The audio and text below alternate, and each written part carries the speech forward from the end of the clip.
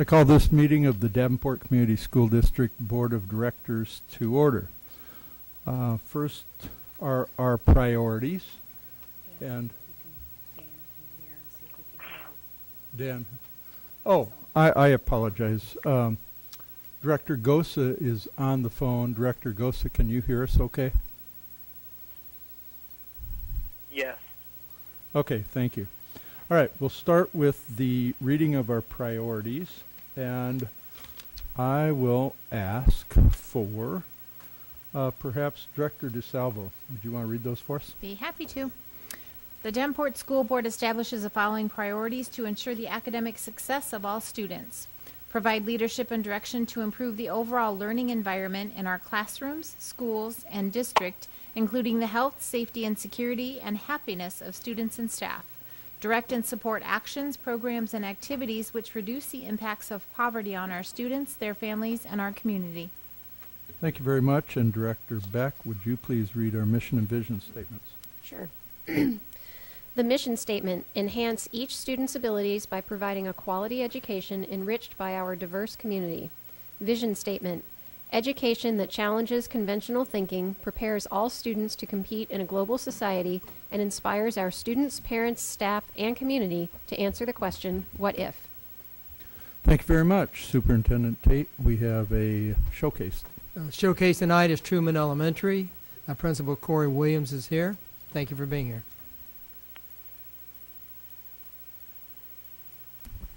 Good evening, everybody, and I've got some assistance from principal from SMART. Jim Caparula is going to be here with me in spirit tonight. We were just talking. So what I have for you tonight is I just wanted to just very simply show you some data from Truman, and this is 3 years running, where we are with our reading and our math data and where we are overall K through 5 in our reading and math proficiency. As you all know, as some of you may know, we are a Leader in Me school. We are the only school in Davenport that is doing the Leader in Me program. It's a Franklin Covey based on the 7 habits, and so they run a program that we use with our students, and so we teach 7 habits to our students, and that all students have abilities to lead and to be leaders, no matter where they are academically, where they are socially, where they are anywhere else. And we think it has really made a huge positive impact on Truman. We are in 4 years of a 5-year contract with the Leader in Me, and we plan on, our goal is to be a lighthouse school, to achieve lighthouse status. And so that's a really big deal. And so that's something that we are working hard on. And so I think there is kind of a direct correlation with the Leader in Me program and how well Truman has done over the last few years. So I will just get right to it and show you here. So 14-15 was the year that we started, and I didn't bring up that data because we were just kind of learning the ropes as we were going. So right now you'll see for our reading, and this is all categories of reading, Truman was 13th in the district. Okay, and just a quick scroll down here. So this was just last year. Truman, and again, this is reading proficiency, grades K through 5. We moved up to 9th in the district at 63% there. Okay, and then now this year, we're sitting at 6. And again, this is K-5 all the way across the board. So you can see we are going in a nice little upward trend there. We're incredibly proud of that. We have done a lot of things. We've put a lot of things in place. Again, is it because of Leader in Me? We don't know, but it certainly is kind of a nice correlation there that since we started doing that, we're looking up here. Okay, to our math data, this is pretty exciting as well too. So here's 15-16. Truman was sitting overall at 12th. And this is, again, K-5, all categories math proficiency. Last year we went from 12th to 8th. And then again this year, and so the this year's data goes up through our fall and winter data. So here we are, this year we're sitting at 3rd right now overall. So my staff is extremely proud of that. My parents are aware of this. My students are aware of this. We've just done a lot of things. Again, is it because of Leader in Me? We don't know. Board members, be looking for your invitations to our Leadership Day coming up May 4th. We've had a few of our board members have been able to attend that. It'll be in the morning. And so this is a way to showcase to you all and to various dignitaries that we will invite to kind of see how Leader in Me has impacted Truman, the overall culture of the building. And again, something's having the effect on our data in a positive way. So we're really, really proud of that. So I don't really have anything else for you guys other than just the numbers don't lie there. So we're pretty excited. So I'll take any questions that you have here. That's very nice. Thank you very much. Are there any questions or comments from the board? Director Hayes. First of all, it's amazing to see how those numbers are trending upward. You had mentioned lighthouse status. What exactly is that? So lighthouse status it's through the Franklin Covey program. That is just an elite status where we would be almost like a training facility for other schools in the country. So again, we're the only school in Davenport that is a Leader in Me school, but there's several schools in Muscatine. There's some smaller schools in the Wilton area. We actually partner with a few schools over in Rock Island that are in the same process with us, and some Rock Island schools and some East Moline schools to kind of share coaching, share some of the expenses, and share some of the trainings. Okay, thank you. Anything else? Director Beck. I think it's fantastic. I have never seen anything like that, so that's really impressive. We're very, very proud. Truman's kind of a little diamond in the rough. I always, we've got some pretty neat things going on out there and some pretty impressive stuff. So it's kind of one of those things where there's a lot of negative press that's coming. There's a lot of really, really good things going on, and this is my second year at Truman, and they've worked hard, and I've just kind of walked in and they said, we're doing Leader in Me, we want to still do it. And I said, absolutely, tell me about it. And so I've had to go to some trainings myself, and we're training. In fact, coming up Friday, our Leader in Me coach is coming and doing training with our entire staff. And so what's nice about Leader in Me, there's a lot of things that you can apply to your job, but to yourself personally, and how you do some things in life. And so I involve my paras and my custodian and anybody that touches these kids. We go through this training, and so it's been a really neat thing for me as well. Anything else? Director DeSalvo. It's very impressive numbers, really, really good. Can you tell us a little bit about Leader in Me? Yeah, so it's based on the 7 habits, and they tie the habits to the 7 habits of the highly effective adults and the highly effective teens. There's that program. And so I probably should have brought some of my leadership kids, because I know I'm going to leave some of them out, and so we do that kind of a habit of the week, and there's training that goes along with our teachers, and so there's a little lesson plan. So there's be proactive. Okay, so take care of things before they get out of hand. Put first things first. That's one of the habits, and so we talk a lot about work first and then play. So when you get home, you take care of your chores, you take care of your homework before you go out and do your stuff. Synergize. That's working together. All of it really ties into what we do at school and what we do at home. The 7th habit is sharpen your saw, and that's what do you do for yourself. Like, I like to read when I get home, and so I read, and so we talk a lot about doing those kind of things and what the kids like to do. If the kids like to go out and play basketball at recess, that's how they sharpen their saw so they can be better students. We really are working, again, like I said, this is our year 4 into a 5-year contract, but we're going to continue that as well. And so what we're trying to do now is involve our families and involve our parents and get them trained and get them educated as well. And so the kids are able to go home and talk about the Leader in Me program. So we've had a couple of family nights, and we do those kind of things to, again, the way we teach the kids, but to teach the parents as well. Because I'm using all of these habits as well. It's things that are easily applied. Sure. Mm-hmm. Thank you. Mm-hmm. Anybody else? Okay. I just wanted to say thank you very much. And, I believe so much in leadership. And it was interesting that, of course, you didn't accept any responsibility for all of this. I've done nothing. The kids and the staff have done all of it. So I'm sure, but you still are the leader. I've nudged. Yeah, absolutely. Yes. But, yeah. And so... believe me, I would love to take all the credit for this, but we can give you some of the thanks. credit. I'll take a little. Okay. So, but thank you very much. Those are very, very impressive. So, thanks a lot for that. Okay. Superintendent. Thank you. Yep. Thank you very much. We'll move on to a presentation. Superintendent Tate. We have 2 presentations tonight from our junior ROTC units. I'm personally very proud of what they do. They're a wonderful educational program as well as character building. So We'll start with the Army, and we have some cadets here. If you'd come up and begin your presentation.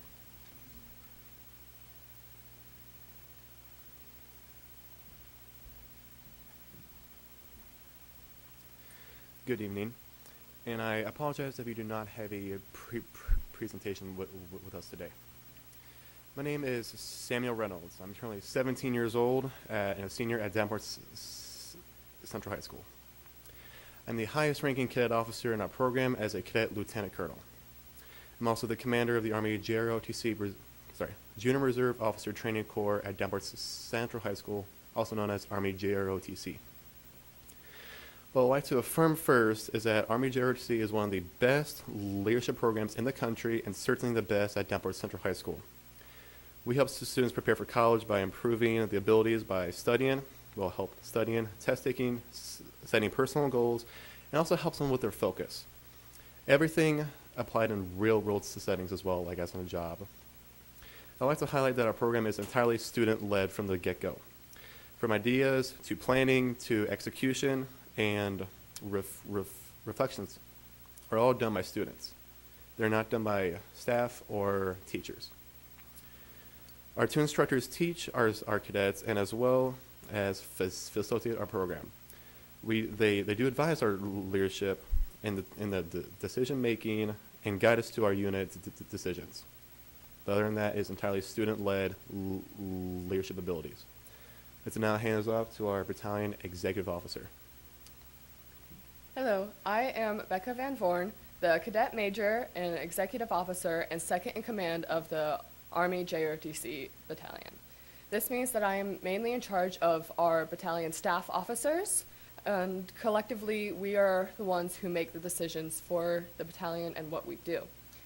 First off, I would like to begin with saying that Army JROTC is one of the best citizenship and leadership programs in the nation, and in addition to that, we are a nationally accredited program. We focus on student leadership, which, as the battalion commander Reynolds said, that everything we do, our students dictate. Our cadets dictate what we do, and everyone gets a say in it. By doing this, our student cadets become comfortable with leading and they're making decisions for their future. This can help them engage in civic concerns that can impact the society and the community, and we try to teach people to be better citizens. And then also, we encourage them to make decisions that promote positive social, emotional, and physical health. And by doing this, they can also act with integrity and personal accountability as they lead others and themselves to success. Army JROTC also helps students prepare for college by improving the abilities of studying, test taking, goal setting, and focusing. And then our program has 6 classes a day, and there are 4 different levels of that. Each level corresponds to how many years that each student cadet has been in Army JROTC. To get to the positions that me and the battalion commander are at, we have this thing called a promotion board, which is entirely optional, but is greatly encouraged, and it is entirely based on performance. A cadet will say they want to go to the promotion board, they'll fill out a packet, and then they'll go to a board of senior student leadership, and then will be given questions, and if answered correctly, they will, or proficiently, they will be promoted. Sorry. And this is all entirely by choice, and this also helps improve their leadership ability. Army JROTC has 2 credit opportunities, and if the cadet passes Army JROTC, they will get a PE and an elective credit. And then finally, before I hand this back to the battalion commander, I would like to say that Army JROTC encompasses a wide variety of students, many different lifestyles. Like students from all different lifestyles and parts of the community are interested and are in Army JROTC, and it's all just for the experience of leadership and student development. Thank you. As the executive officer said before, our promotion process, on the board where a cadet has applied for and has attended, there are 3 students, cadets on that board and 1 instructor. This is entirely based off student performance and how student leaders choose their next student leaders. And also, we strive for our cadets to become better leaders and role models for their futures. I will not be where I am at right now if it wasn't for Army JROTC. I would not be speaking in front of you if it was not for Army JROTC. All these leadership principles and lessons were taught and are easily transferable to many other school activities and group projects. One of our key facts, one of our 4 extracurricular teams will be in Des Moines on Friday to compete in the Junior Olympic Marksmanship competition. This shows that Army JROTC is by far the best leadership development course that any Central High Schooler can take. I would now like to open the floor for questions. Okay, thank you very much. Are there any questions or comments by the board? Director DeSalvo. You two are amazing. Thank you. Very, very proud of you. I want to hear what you're going to do next Well, after you graduate. after I graduate, I will be shipped off to basic combat training for the Iowa Army National Guard. Nice. I enlisted this last November. I'm currently a private E2. Nice. My MOS is infantry. I'll be down at Fort Benning for 5 months and will attend the University of Iowa in the springtime to become an Army officer. Very impressive. Thank- Becca? Mine's not impressive as impressive, I'm but sure it is. I am going to go to Iowa State and major in animal ecology, and I'm also yet undecided as if I am going to do the reserves, but I'm leaning towards it. Well, that's pretty impressive too. So you are outstanding leaders in our district and our community, and we are incredibly proud of you. So I'm Thank you, ma'am. I'm very impressed with what you're doing, and I hope that a lot of the younger ones behind you are following in your same footsteps, because you're leading a wonderful, wonderful example for them to follow. So thank you. I Thank you. appreciate it. Anybody else? Well, I gotta say, I too am just amazed at the way that both of you have represented yourselves and your whole organization. And I probably can't say a lot more than Director DeSalvo did. I do have a question, though. Do we or do you track how many go through this program and go on to either ROTC or to the academies? Every year we have a formal ball at the very end of the year where all of our seniors are introduced to where they're going to college, they're going to trade school, military. We do not physically track where they go. That's mainly up to the actual school at Central High School. But there are a lot of people that remember. We have a cadet right now who's at West Point Military Academy. We have another cadet who's at Annapolis. We have many others who are at universities with ROTC and college. We have many people that have gone to the military, but this sets them up for leadership. We don't set them up for the military. That's not our job. Our goal is to set them up for leadership post-high school. What are you going to do to go get a job? How are you going to lead and go to a trade school? And we try to emphasize post-high school education, but we do not actually track every cadet in our program after high school.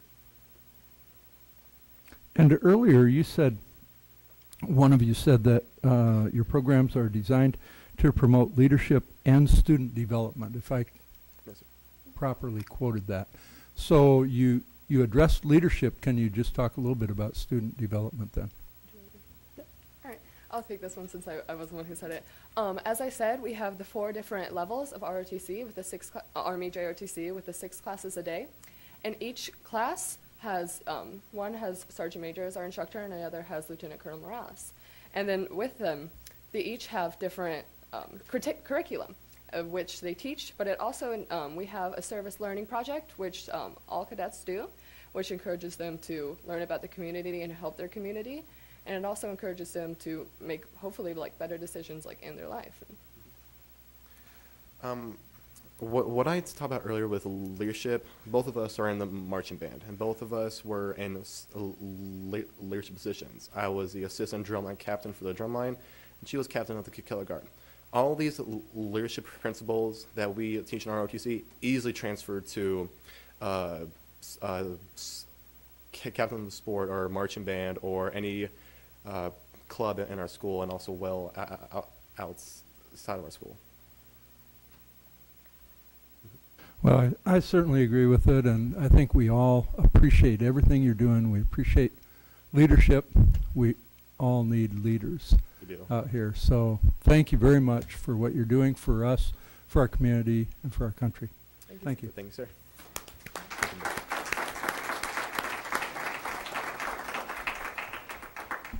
Next, the Marine Junior ROTC, North High School.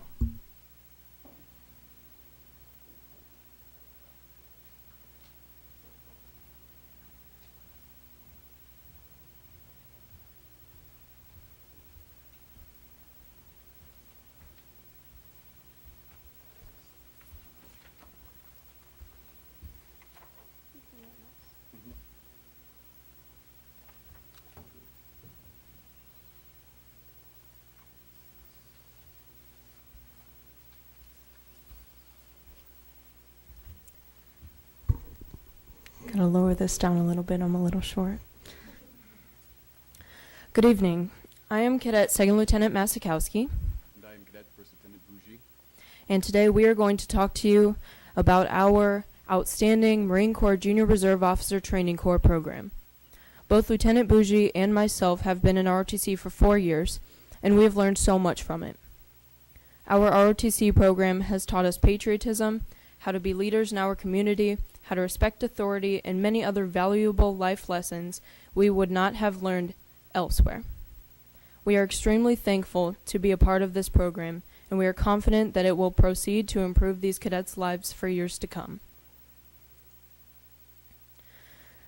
A regular school week in ROTC consists of 4 major parts that everyone is required to participate in. These include physical training, drill, uniform days, and Marine Corps classes. With every cadet taking part in these 4 elements, we have many well-rounded young citizens in this class. Every cadet is physically fit, knows basic marching, can correctly wear a Marine Corps uniform, and is up to date on most Marine Corps knowledge. Now, you may be wondering why these things are important, considering there are many students that aren't involved in these things and still can end up successful. The reason these things are important is because they teach us valuable lessons. For example, physical training teaches us endurance and personal strength. Drill teaches us patience and concentration. And wearing a uniform teaches us attention to detail and respect to the Corps. On top of all the things ROTC teaches its cadets, there are also many extra benefits to being in our program. Approximately 60% of the MCJ ROTC cadets graduating seniors continue to higher education. For example, over 10% of our cadets alone attend Iowa on an ROTC scholarship. Also, Lieutenant Bougie has some things to talk about his scholarship. So, I am a poolee in the Marine Corps Delayed Entry Program. My original ship date was August 13th and I had a reconnaissance contract. But my recruiter saw some things that I had learned in this program and suggested me for a Navy ROTC scholarship. Back January 20th, I did an interview with the Marine XO at the Marine Corps recruiting headquarters at Camp Dodge, and the interview went very successfully. Right now, the scholarship is a $180,000 scholarship, 4 years paid in full, and after completing the scholarship with at least a 3.5 GPA in college, any cadet in this program, there are also cadets in college ROTC, will commission as a second lieutenant in the United States Marine Corps. I'd be Navy ROTC, but I'd be Marine option because the Marine Corps is a department of the Navy. This is something that was offered to me and I'm extremely grateful for.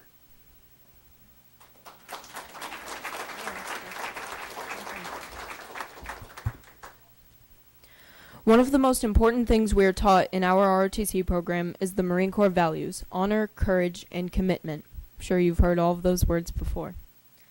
These values don't only apply to the Marine Corps or even just to the military. Honor, courage, and commitment are important qualities for any person to have.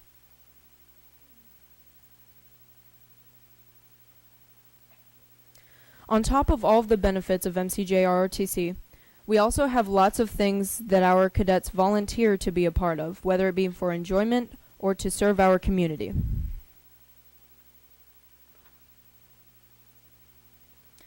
In the 2016-2017 school year alone, our program did 22 color guards and donated 2,023 hours of their time to their community.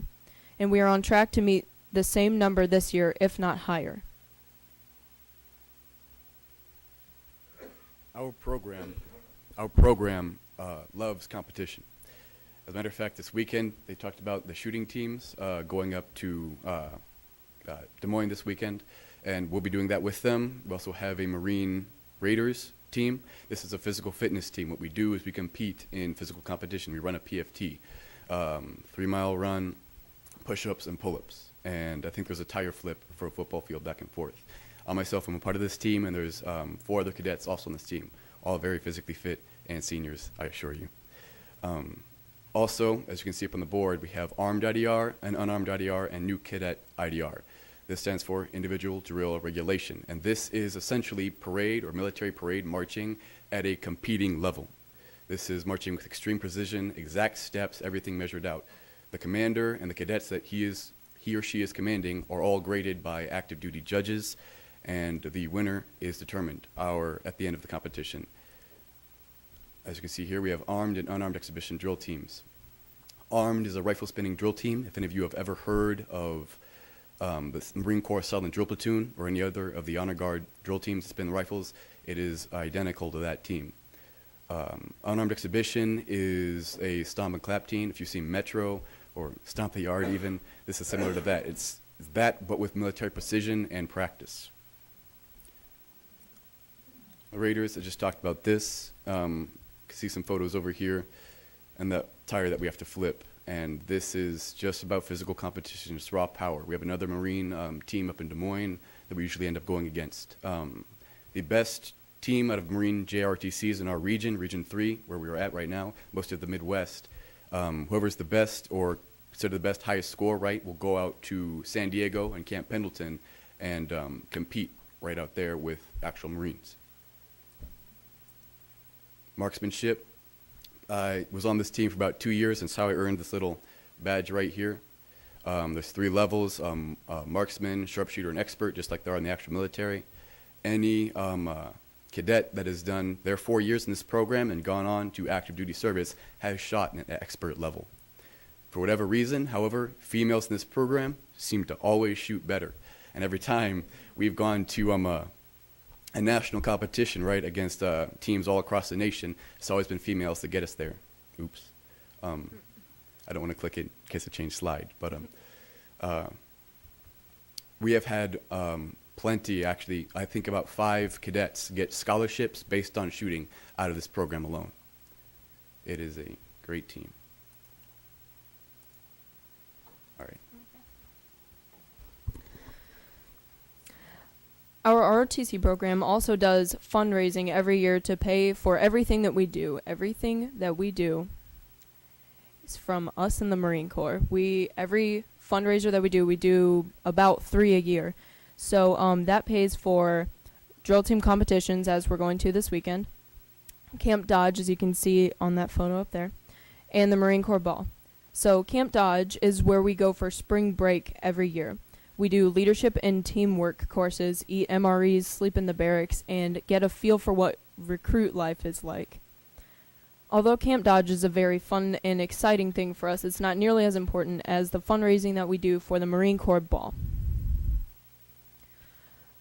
We are very prideful in our Marine Corps Ball. We take it very seriously. We try to do it as perfectly as possible. Those are all of the events up on the board that happen just in one night. Yep. And finally, we hold an awards night at the end of every school year to give credit where it is due to all of our cadets. There are participative awards that everyone receives, such as longevity/fidelity, which goes to every LE2 in the program. However, cadets that exemplify extraordinary commitment, pride, and dedication to the program receive special awards. Would you like to talk about some of yours? Sure. You have many. When I was a freshman, there's an award called the Military Order of World War's Bronze Medal. That is this rainbow little thing I have right here. It's a ribbon. have a matching medal to go with it. And with this, it's awarded to any first-year cadet, so a freshman or anyone who's brand new to the program, right? And any cadet who demonstrates outstanding military bearing and scholastic activity. I've been a part of the swim team, track team. I run 400s and 4x4s and show choir and musicals, et cetera, and demonstrate a willingness and desire to serve the program and the United States as a whole in general in the future is typically where this award goes out to. Male or female, anybody, as long as they demonstrate the potential. That's just one example. So in conclusion, our ROTC program provides opportunities for not only the community, but also for students having the inability to pay for college, as well as the chance for a military career for anybody willing and able, along with the pride and dedication to stand alongside of those who have served our great nation. Thank you for your time. We can take questions if you have any.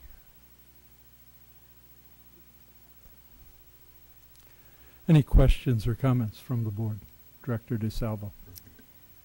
My husband is a Marine, and I would say he'd be very, very incredibly impressed with you both. You're just like the other students. You're doing amazing things. Your leadership is unbelievable.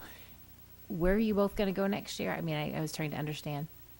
I'm going to go first. Yeah. Okay. All right. So what I am offered right now, so I said earlier, I'm a poolee in the delayed entry program for the Marine Corps. This means I've been to MEPS and I've taken the oath to defend and uphold the Constitution of the United States from all enemies, foreign and domestic. And except my recruiter, he saw leadership potential in me, and he said, look like an officer and act like one, so I'm going to put you up for the scholarship. And if you get it, you get it. So right now, it's the scholarship is for any school that has a Navy ROTC in the country. So I could go to California or New York or wherever if I want, but I think I want to stay here. And if I stay here, I have to go to Iowa State. And I would just be there for 4 years until I complete the scholarship. And then I would be required to do at least 4 years active duty as an officer in the Marine Corps. Nice. Congratulations. Thank you. Kind of like the beginning of what he said, how he's a poolee. I'm in the same thing, but for the Navy, and we're called Deppers. So pretty much I'm doing the same thing as the beginning. So I've already went to MEPS, and I go to basic training on August 8th this summer, which might actually get moved up to June, so that's exciting. But my job is Master at Arms. Nice. Well, I would like all of you to come back and visit us because I want updates of how you're progressing because it's going to be incredible, and I can't wait to see where this journey takes you. So keep up the good work. I'm going to kill this horribly, but oorah and semper fi. Thank you, ma'am. Director Hayes. Now, could you explain what is MEPS? What does that mean? MEPS it's at a Camp Dodge. It's where they send all people who have the desire to serve in the military, as long as you pass, the recruiter sees you and he's like, okay, this person could do it, right? You talk to them, you sort some things out, and it's where they screen you physically and mentally, and you take the ASVAB to see if you can even pass intellectually to get in the military. They take a physical and your blood type and all this other stuff, and check your eyesight and all that to make sure you're physically able to join the military. That's all MEPS is. Okay. And then when you first go there the first time, you'll swear in, and an officer will say, hold up your right hand, and you'll swear in. And then you also go there a second time when you go to ship out for boot camp before your ship date. Okay. And again, congratulations on your scholarship. And with that scholarship, how many are offered? The scholarship is extremely selective, but how it works is so you can either apply for the scholarship from the program or the delayed entry program, I think for all branches, but I know for the Marine Corps at least, they have seats to send people up.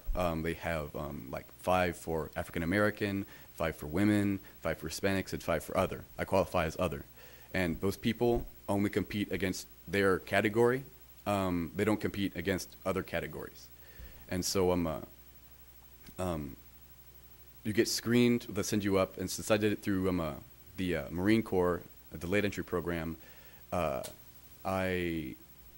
only a 4-year scholarship. If you do it like apply directly to the ROTC, whichever where it has, like for example, Iowa State or Missouri or Illinois or something like that. You can get a 2-year or a 3-year or more 4-year if you're lucky. But for the Marine Corps like this, it's a 4-year or it's nothing. And I think only 4 people out of the 10 that when I went up January 20th that were interviewed got it. So it's pretty selective, and but once you get it, you're in. But if you get the first year to decide at that college or wherever you're at if you're going to do it or not. And that first year is free. It's like no strings attached, right? But after that first year, you have to decide whether or not you're going to commit or not, because the government doesn't want to spend any more money on you if you're not going to do it. Right. But after that, you just have to maintain a 3.5 GPA at whatever college you're going to. And then your junior to senior year, in between that summer, you go to OCS, Officer Candidate School, and which is like boot camp for officers. And then you'll come back and finish out your senior year, and that's when you commission as a second lieutenant or ensign in your branch of service. Well, again, congratulations, and I think you'll make a wonderful officer. Thank you, ma'am. Anything else? Well, I've got to say again, I'm just absolutely amazed. And I have the utmost appreciation and respect for all of our military. And you two have made another great presentation, and we certainly support you. I wanted to recognize, too, that these programs that are offered in our schools are supported and led by some great leaders as well. And there's Gunny Livingston, who is not here this evening, I believe. Sergeant Major Matson, who is here, I believe. And Sergeant Major Matson, would you mind, come on up so we can at least clap for you when we get to clap too, please, because we really appreciate all of the work you do. And Lieutenant Colonel Joe Morales. Anyway, we have so many great things going on in our district, but it is all, I mean, we have a lot of leaders, but we have so many great students like you. And so thank you guys for everything you're doing, and for everything you're doing, again, not only for yourselves, but for our district and for our whole country. Thanks a lot. Thank you. Okay.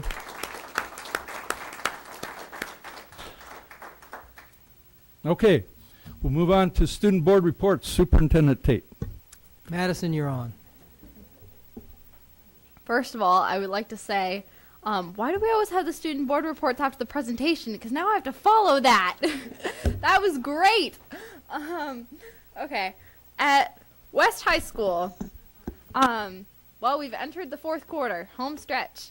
And there are a lot of things that we've actually kind of started to count down to. I know that's not all that great, but we have. Our musical is Oklahoma, and it's 2 weeks away, the 6th and the 7th. And, of course, you're all invited. But there are some other achievements that we've had in the last couple of weeks that I want to tell you about. Boys track won the UW Platteville Tri-State meet on Friday the 16th. So we're very proud of our boys track team. They've been working so hard. All of our spring sports are starting to go really well, and they're starting to pick up at the beginning of their season. I believe girls and boys soccer teams have games tomorrow, so check those out. And then we had some boys basketball all-conference team recognitions that I wanted to tell you guys about. Trey Sampson made the first team for all-conference. Brett Irwin and Kenny Clay made second team all-conference, and Baleen Mitchell made honorable mention for our all-conference team. So we're very proud of our boys basketball team. And then we're also preparing for AP exams, which are only 7 weeks away, and graduation is only 69 days away. So keep in mind, our seniors, you've only got them for so much longer. And then finally, Iowa assessments are next week, so keep all of our students in your thoughts. Everybody knows that standardized testing is not the most fun thing, but it is really important for our districts that our students try their hardest and do their best. So make sure you tell them good luck. That is all for the student board reports. Thank you. All right, thank you very much. Are there any board reports? Director Hayes. I just want to offer our condolences to Julie's family, Julie and Curriculum. How do you pronounce that? Sazeski's, in the loss of her husband recently. Okay, thank you. Any additional board reports? Okay, we'll move on to communications. And we do have 2 open forum requests. An open forum is a time for members of the community to give input at a board meeting regarding school district issues or concerns. Individuals who want to speak should fill out an open forum request and give it to the board secretary prior to open forum. The board will not act on any issue presented during open forum if it was not published as an agenda item. The Iowa Open Meetings Law prohibits any action on any issue that is not on the agenda. The president will set the amount of time allowed for individuals to speak during open forum. The board asks that no charges or complaints be made against individual employees of the district or community during open forum. Remarks that reflect negatively on the character or motives of any person will be called out of order. We have 2 requests, and I'll give each of you 3 minutes. We'll start with Karen Gordon. And Karen, come up and give us your name and address at the microphone. You have 3 minutes to speak. And then after Karen is Pam Douglas. Is that correct? Yes. Okay, great. Okay, so Pam, you'll come up afterwards. Go ahead, Karen. Hi, I'm Karen Gordon, 2415 North Fairmount Street, Davenport, Iowa, 52804. I'm here to address a few things regarding the proposed Vision 2020 plan, specifically the displacement of smart intermediate students. I worked at JB Young in its final year. From the time its closing was just mentioned as a proposal, the emotional pain of the students was palpable. We heard, "Why don't they care about us? Why do they want to close our school?" When the plan was passed, the hurt turned to anger. F the school anyway, I hope they burn it down. And as the year progressed, the anger turned to indifference. Who cares? It doesn't even matter. Their attendance tapered off. Their class participation waned, and their negative behaviors increased exponentially. We have already witnessed the start of this grief cycle at SMART. Right now, they are hurting. Some of them have been through this twice already, first at Lincoln, then at JB. And those students, sadly, have moved swiftly to indifference. It's heartbreaking. Because here's the thing, when you have a population of low-income, food-insecure kids with unstable home lives, absent or negligent parents, whose one stable environment is their neighborhood school, and you consistently, through either words or actions, tell them that they aren't a priority, and that they are, in fact, the inconsequential afterthoughts to your budgeting whims, they are so familiar with that feeling, they don't even bother to process any of it. They hurt less if they choose to be indifferent. They already believe they don't matter, and decisions like these confirm that to them over and over again. Most of the staff at SMART are individuals who have actively chosen to work there and stay there year after year. It's not for everyone. All middle school employees have to have a thick skin and a huge heart, and those of us who chose the schools that other adults actively avoid, we know that better than anyone, and we choose SMART anyway. We love our jobs and our students, and every challenge that comes our way, we face head on. When plans to close a building are disclosed, the staff is in limbo. Do we wait it out and hope that the plans don't reach fruition? Or do we start looking around and applying for jobs of our own choosing before the choice is taken away and we're placed somewhere that may not be the best fit for us?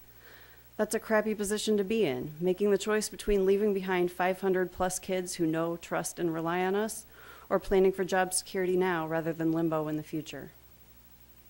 The SMART staff isn't naive. We know that if we leave now, it makes it easier for the district to justify closing the building. It manipulates the data to benefit the plans the district wants to implement. Similarly, a few weeks ago, the district notified the Behavior Disorder Department of SMART Intermediate of its impending dissolution at the end of the school year, with no warning to the staff that it was even a possibility. That is a sneaky and underhanded way to get the numbers to look the way the district needs them to before the board vote next fall. I implore you to consider what legacy you will leave from your time on the school board. Do you want to be remembered for closing yet another school south of Locust, in another low-income neighborhood? Or do you want to be on the side of history that celebrates those who stand up and fight for the kids who are the most vulnerable and their right to attend school in their own neighborhood? I understand the district is facing budget constraints. I understand that you all have a lot of work to do to make our district run efficiently. But it is also your job as our elected officials to listen to the people who voted for you and to take their concerns seriously. It is your job to make our district a place where people want to be, want to stay, and learn, and grow, and do big things. Smart Intermediate is full of those people. Don't give up on them. Thank you. Thank you, Karen. Pam?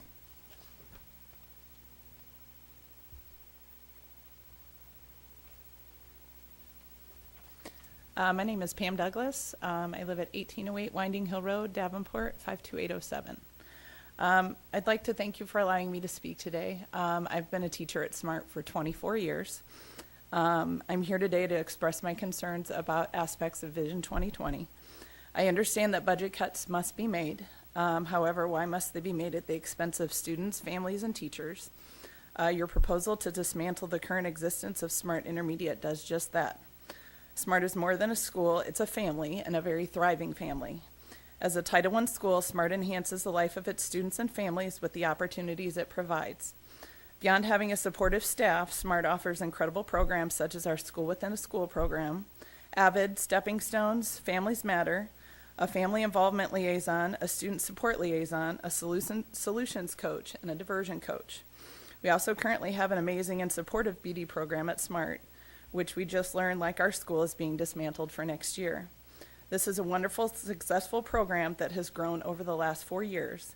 It has been a great support for these students, and now they have to start over somewhere else, much like the way we may have to should the Vision 2020 proposal be accepted. The Davenport Community School District has indeed dropped in enrollment. However, the Davenport Community School District has a bad habit of closing schools as a solution to budget cuts. Not only that, but they have a record of closing schools below Locust Street. In fact, of all the Davenport Community School District school closings, all but I believe 2 have been below Locust Street. What type of message is that sending to those kids, those families in that community? What kind of message are we sending to families wanting to move to the Davenport area? How likely are they going to want to enroll their students in the Davenport School District if we have a history of closing schools? However, this is not just a Davenport Community School problem, it's a City of Davenport problem. The Lower West End is primarily a low socioeconomic status area and is rapidly being stripped of its resources to keep it a thriving and a successful community. Now it's being faced with losing the last remaining middle school below Locust Street. With all due respect, Dr. Tate, you said that kids in our district are worth fighting for. However, the actions in this plan speak otherwise. A large population of our students and staff are from JB and are now having to face yet another school that they call home shut down. At SMART, we believe in making positive and lasting relationships with our students and families. We have built relationships not just as teachers, but substitute parents, mentors, role models, counselors, and more. However, those relationships will be shattered if our students are forced somewhere new. Please also keep in mind that the Vision 2020 plan will not just affect our students at SMART, but others in the district as well. Budget cuts must be made, and this is unavoidable. However, I implore you to reconsider the actions of Vision 2020. There must be a better way. What that is, I don't know, but for the sake of our kids, our families, and the community, I ask that you be patient and not jump to rash decisions. Explore alternative routes. Think outside the box. There is a way, and I trust that you can find it. Thank you again for allowing me to speak today. Thank you, Pam. Excuse me. And thank you both. Thank you, Karen and Pam, for your words. This is a really important issue, and the board and the superintendent and the administration appreciate your thoughts, and we'll certainly consider them. So thanks very much for coming up and speaking. We'll move on to upcoming events.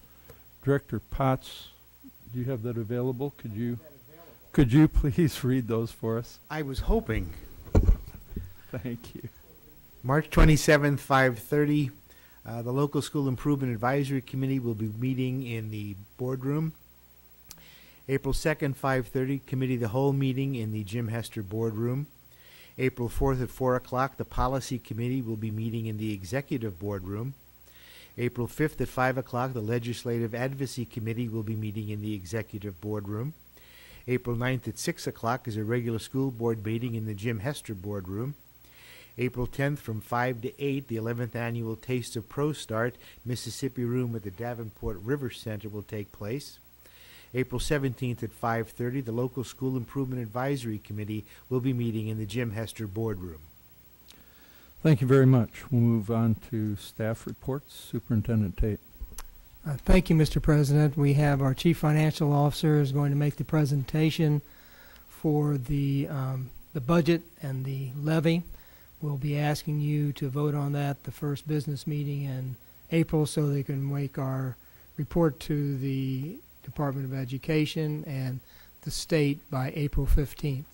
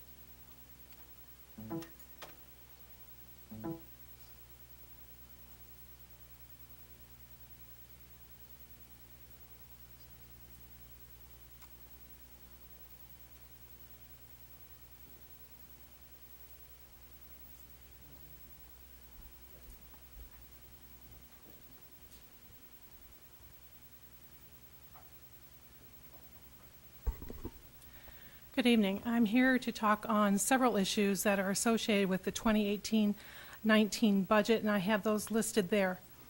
We're going to start by answering the question of how the budget determines the tax levy, and this came up a meeting or two ago when someone said, would you please go through those steps so we can see how those two things are connected.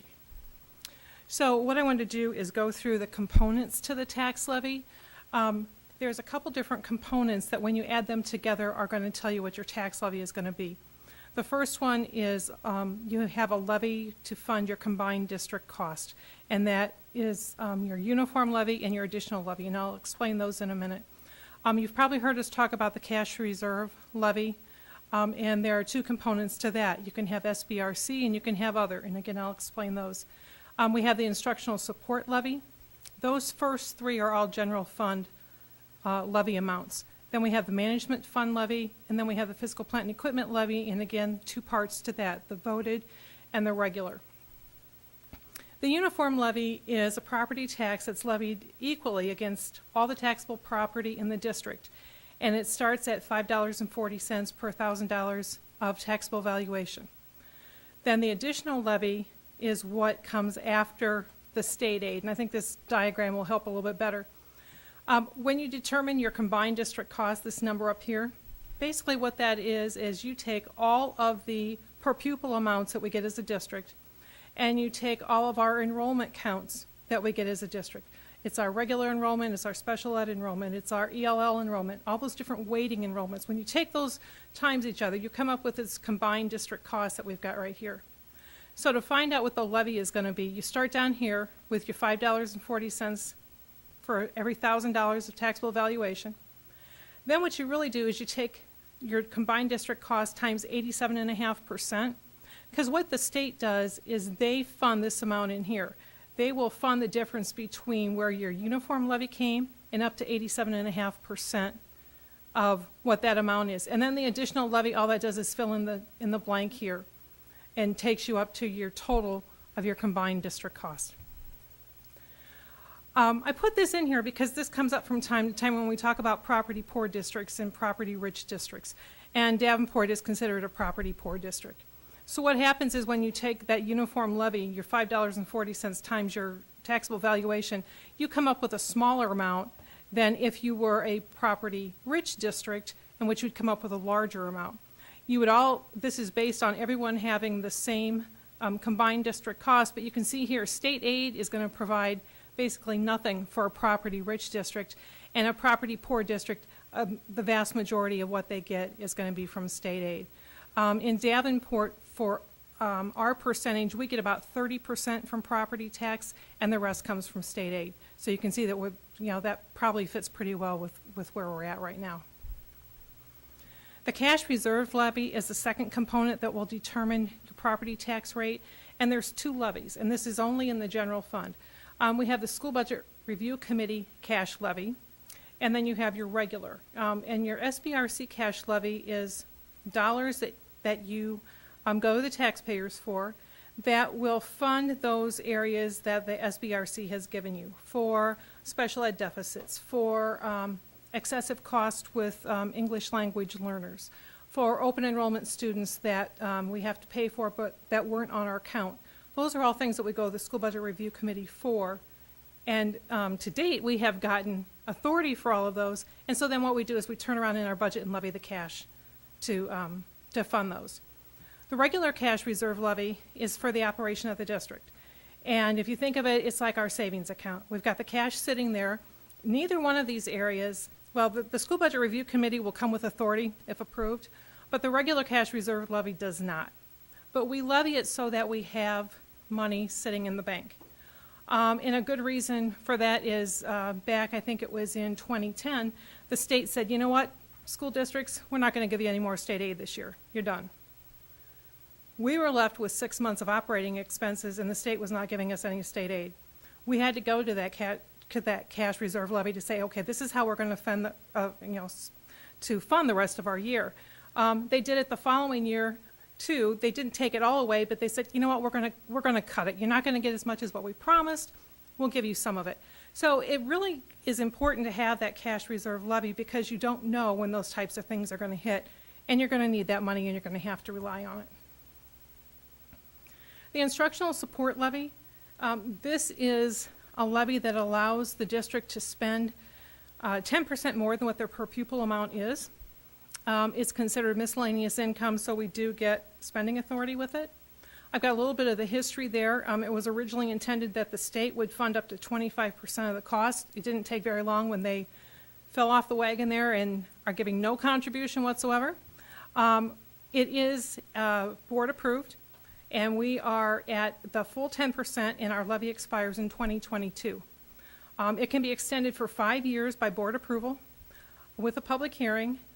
And no petition presented. But if the voters wanted to present a petition to the board, they could do that, and then you would have to go out for voter approval to get it approved.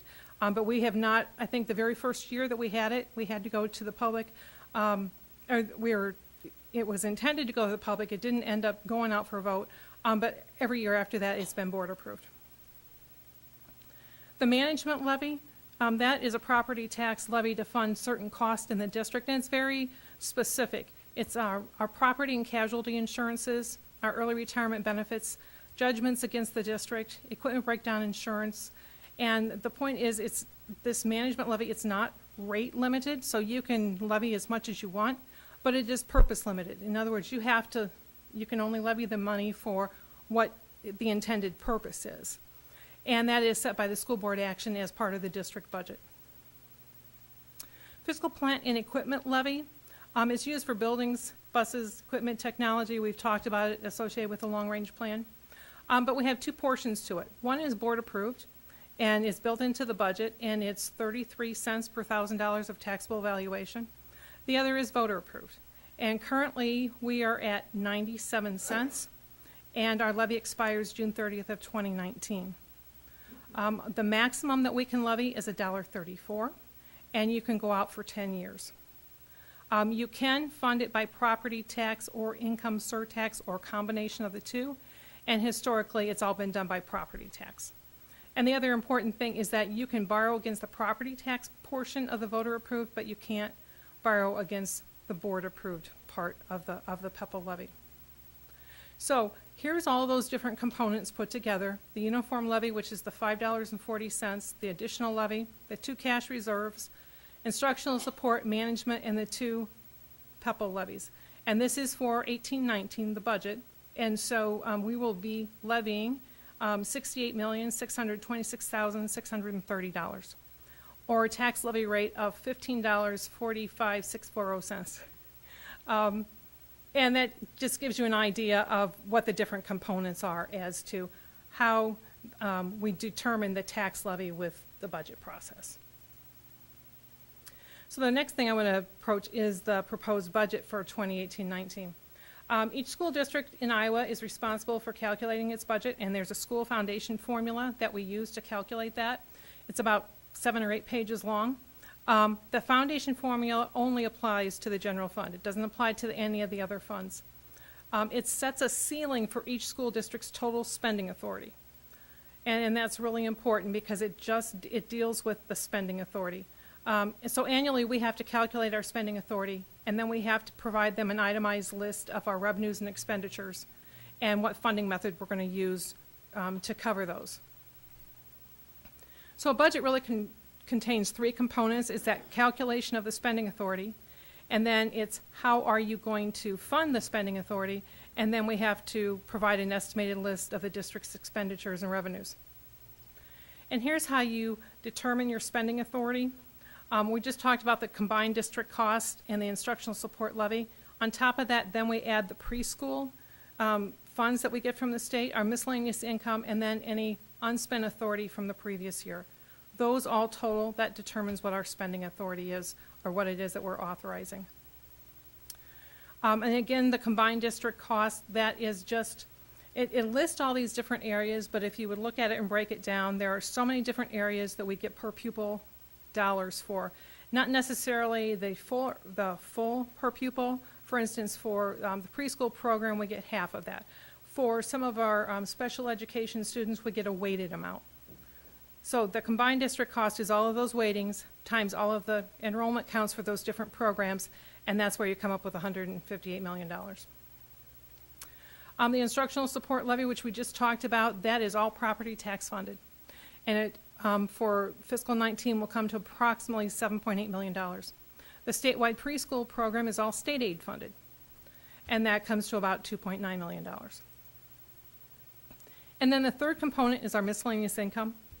And that is the funding that we get coming into the district either through grants or through fees, if we get investment, interest, donations.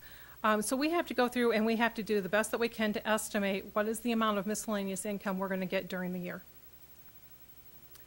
And then the last component is what your previous year's unspent authority is. And as you know, we're running a negative, and so that's why there's the negative $6.7 million up there. That's what we have to carry forward. That's what the estimate is as to where we will end fiscal 18, so that carries forward to the fiscal 19 budget.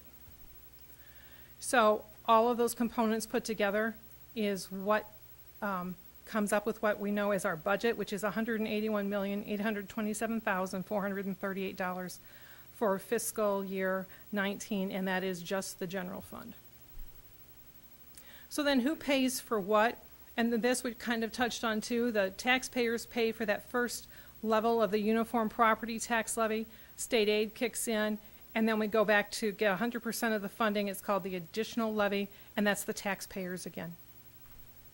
So it kind of gives you an idea. There's the uniform levy, it's taxpayers, then it goes to the state, then it's the taxpayers kick in.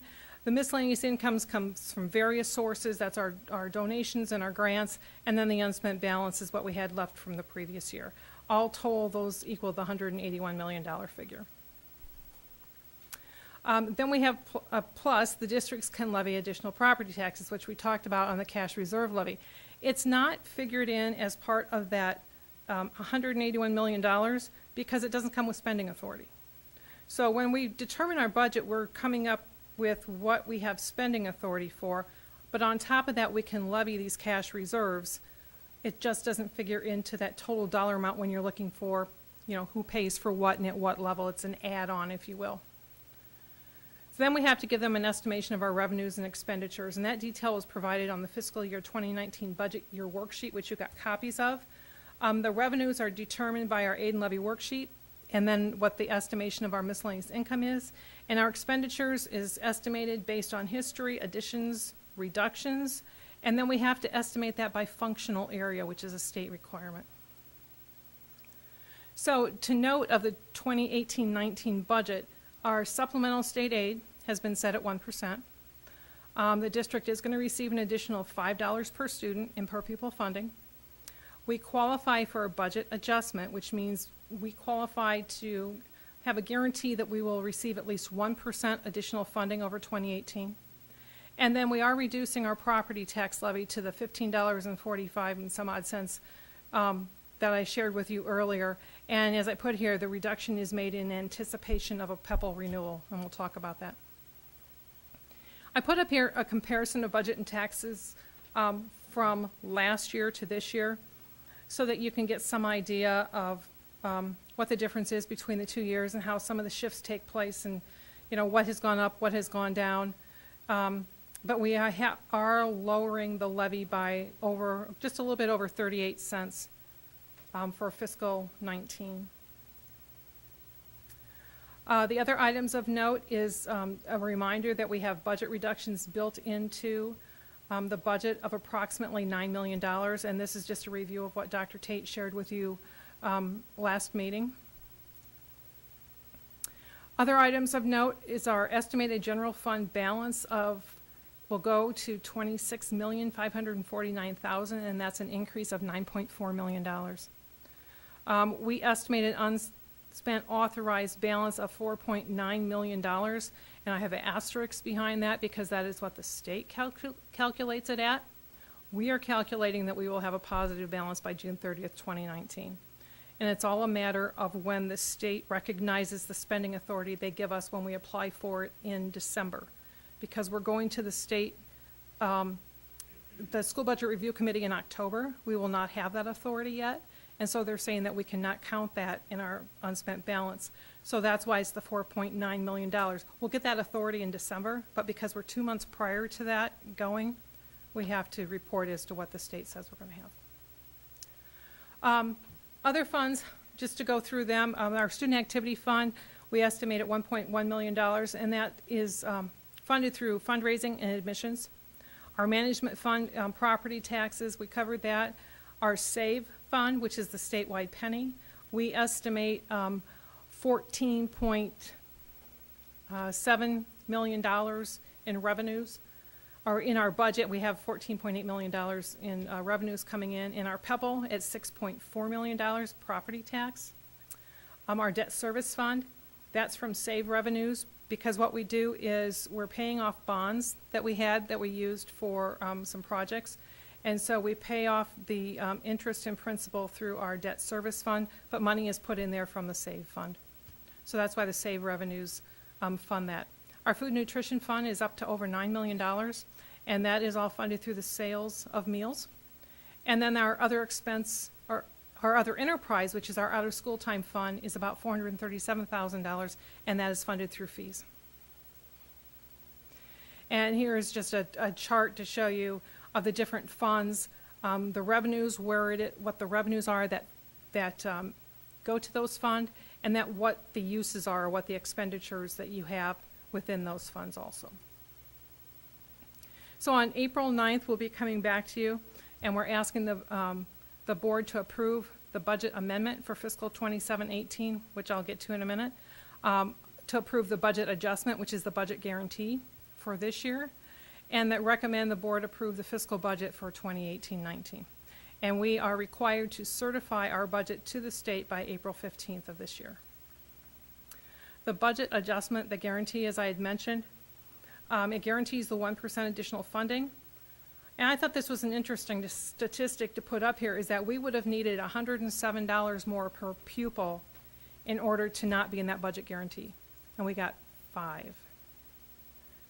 A little bit more than that with the 1% increase. But I thought it was interesting to know, because I was curious, well, okay, how much did we need to get out of that 1% guarantee in funding? And we would have needed $107 more per pupil. And so we are going to be asking the board to pass the resolution for the budget adjustment of $1.6 million. And again, that is all property tax funded. That is not funded with state aid at any point. And the budget amendment, we have to amend our budget if we think that we are going to exceed any of our areas that we certified to the state last year. And as I put up there, some things have changed since last year when we made those budget estimates. So they have us present the budget in functional areas, and basically that is instructional services, support services, non-instructional programs, and other total expenditures. 4 very broad categories that we have to estimate at this point in time how much we think we're going to spend. So after a year has passed, we have a better idea, and so we go back to them and we amend the budget. Here's what our recommendation is going to be, and you're going to see there is only one area, 2 areas that we're actually amending it. Our instructional services, we think that, that's pretty accurate. Our total support services, we've raised slightly. Our non-instructional programs is pretty accurate. And our total other expenditures was pretty much just our save and PEPL funds. We're kicking up a little bit more to reflect some of the projects that we're going to be taking on, and that to just give us a buffer to show that we think that that's how much we could potentially spend. So the budget amendment is, we're just as a reminder, and what feeds into that budget amendment is reductions based on $6.5 million that we will have implemented in 2017-18. And I had list some of those there. And again, in the general fund, projected fund balance of what it's going to be in 2018, and then also our projected unspent balance. And again, these numbers are what the state would tell you that they are calculating that at, not necessarily what we would. And the last item is the physical plant and equipment levy, which I mentioned before is expiring on June 30th of 2019. We're currently at 97 cents. It generates approximately $4.2 million annually. We're going to be recommending that we renew the levy in 2018, and we're recommending the second Tuesday in September. And you ask why the second Tuesday in September. The state gives you 4, maybe 5 dates in the school year, and those are the only dates that you can have an election. So the next one coming up is the second Tuesday in September, and that's why we're recommending that we go out at that time. We're also recommending that we increase the levy to a maximum of $1.34, and that we renew for a maximum of 10 years. By upping the levy to $1.34, we will generate an additional $1.6 million. We would need 50% plus 1 to get the approval of the renewal of the levy. And as I mentioned earlier, we had reduced our property tax levy for fiscal year 19. So in hope and anticipation that the levy does pass at a higher rate, then you will not experience an increase in your taxes from where you're at this year. You would have a 1-year dip, then it would go back up to where it was.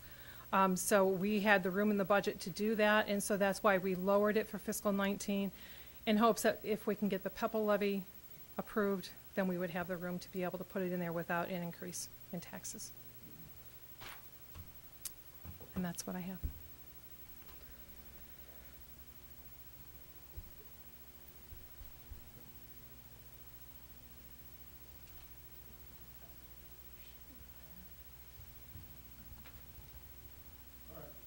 Thank you, Marcia.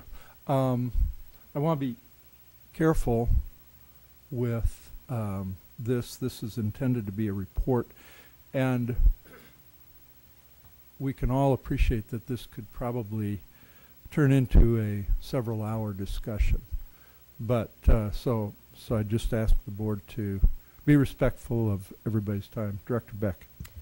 I just wanted you to clarify a little bit on what you were just talking about with the reducing one tax levy in anticipation of increasing another. Right. I guess to me it doesn't really make sense because we're talking about cutting budgets, so why would we ever reduce the amount we're bringing in? And so could you just clarify that a little bit? We are recommending that we're reducing the levy for next year so that if the PEPL levy at a higher rate gets approved, then the total levy will not be any more than what it is currently. Okay. And we've got room in the budget to be able to do that. That we can lower. We're not touching the general fund where the modification is coming in is in our management fund. We're lowering the amount that we levy there, and so that gives us the space to be able to pick up the additional tax rate. Okay. Yeah. Okay, thank you. Director DeSalvo. Oh, okay. All right. Anybody else? Okay. I think we have 2 weeks until you're going to ask for the vote on these. And do we have another meeting next week, Mary? Okay. All right. So, but it is complex. If there are any particular questions that you have, and it is really, really important, but I would recommend sending questions to the superintendent or to the CFO because on the 9th or whenever it was, we will have to make decisions, and it's not necessarily a rubber stamp. So think hard about this whole thing. Anything else? Okay. Thank you very much, Marcia. We'll move on to the consent agenda. May I have a motion? Mr. President, Director DeSalvo. I move that the board approve the consent agenda as written. Thank you. Is there a second? Second. Is there any discussion?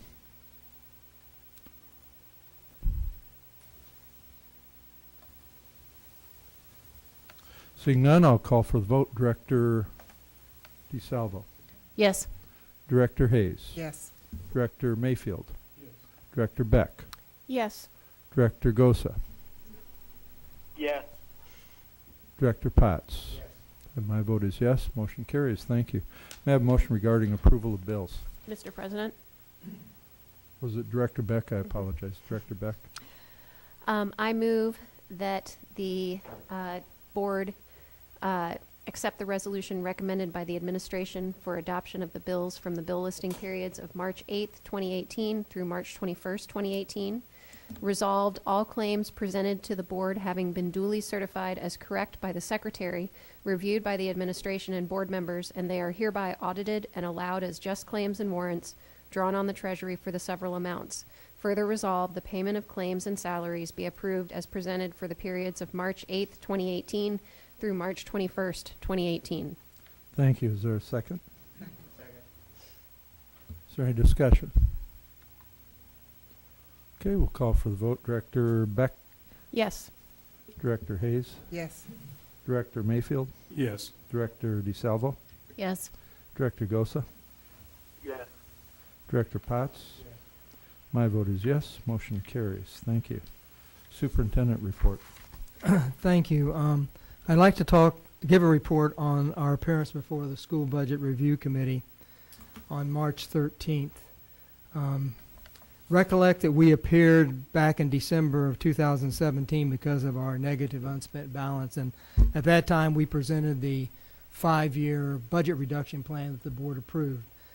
They took no action at that time. They asked us to come back in March, which we did at the time. I went and our chief financial officer with the president.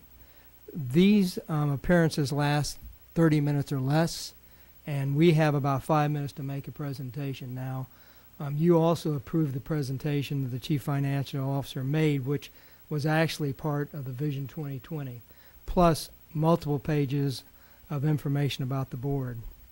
But we present our case, and what we ask for is spending authority for our calculation of $4.9 million, because without that, we are in deficit. If they give us the spending authority, then that brings us up to a position that we can continue to have a budget that reduces our operating so that we will have a positive flow in 2 years' time. We were not successful. What they told us was that we have to return in October and make another presentation. They recommended no action. They accepted our Vision 2020 with reservations. They're concerned about our heavy use of the insurance fund reserve to make our budget. They asked that we get an actuary study to see how the health of that fund, and they want to see how we're doing on our Vision 2020. You need to know that when they're there, they are quoting from board minutes on what you say, and to see that you, in fact, are committed to that Vision 2020. It's not just me and the president and CFO. We're representing you at that time. And in October, they're going to expect to see that we, in fact, are following the vision that we have set down. The board members are, the director of the Department of Education is on the board, the director of budget and management from the state, and then 4 people approved by the governor. So this isn't just a committee we go and report to and then come back and do whatever we want. I asked Wendy Meyer, what power do they have, because I always like to know what the bottom line would be, the worst case. So she said they can withhold state aid to a district until the school budget review committee inquiries are satisfied completely. They can direct the Department of Education or the Department of Management to make studies and investigation of school costs. They can recommend to the State Board of Education that the department implement a Phase 2 on-site accreditation visit with a fiscal review. They can amend the school district budget. They can direct the Department of Management to reduce district's tax levy. When I go and represent you, I need to know that we are, in fact, following what we said we're going to do. And we set Vision 2020. And includes some horrendous things, including closing a school. It didn't say which school, and that will be determined in the next 5 months as I bring to you information and evidence. And if you see other opportunities, then you certainly can pick that. You are the board. I trust you to use your judgment. But you need to know, I know of no other way to get $1.2 million except to close a school or schools.